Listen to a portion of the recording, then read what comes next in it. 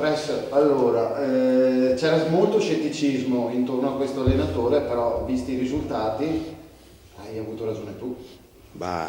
Scetticismo penso che sia dovuto perché magari nessuno lo conosceva, se non da giocatore, perché da allenatore ha fatto soltanto la promozione a Schio e ha allenato le Beretti e allievi, però devo dire la verità che l'atteggiamento secondo me è quello giusto e comunque bravi ragazzi che hanno dato quello che dovevano dare e quello che avevo chiesto anche. Questa squadra che batte lo Pietrelcina nettamente una settimana fa perdeva in maniera indecente a Villorba. Cos'è cambiato?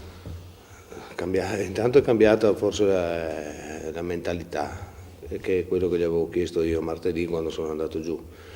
Adesso vediamo se siamo bravi a mantenerla anche questa mentalità. Bisogna mantenerla per 12 partite, più la Coppa. Ecco, 15 partite, 16 anzi, perché l'andata e ritorno è l'andata e ritorno.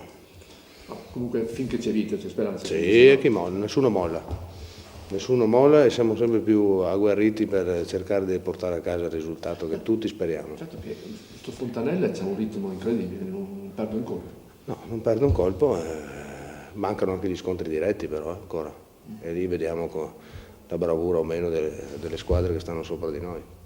Oggi per noi era importante, il risultato è quello che ci ha premiato e ci dà la spinta per poter proseguire. Insomma. La Coppa, non trascuriamola perché può essere una via d'accesso anche per un ripescato. Sicuramente, chi vince la Coppa è il primo titolato a essere ripescato.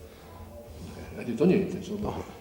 Ogni anno c'è sempre... Noi, come ho detto dall'inizio, ce la giochiamo per entrambi i titoli, insomma, sia per il campionato sia per la Coppa. Sì, male che vada poi giocheremo a tennis d'estate.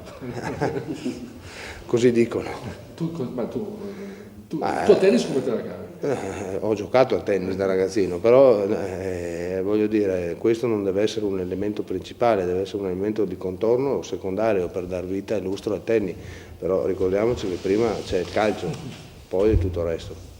Ecco, c'è qualche novità riguardo appunto a quello che accennava Silvano sullo stadio? Stanno procedendo con l'assegnazione, spero e confido che settimana prossima arriviamo alla parte, al finale della storia. E dopo comincia il lavoro? Sì, dopo cominciano i lavori, sì.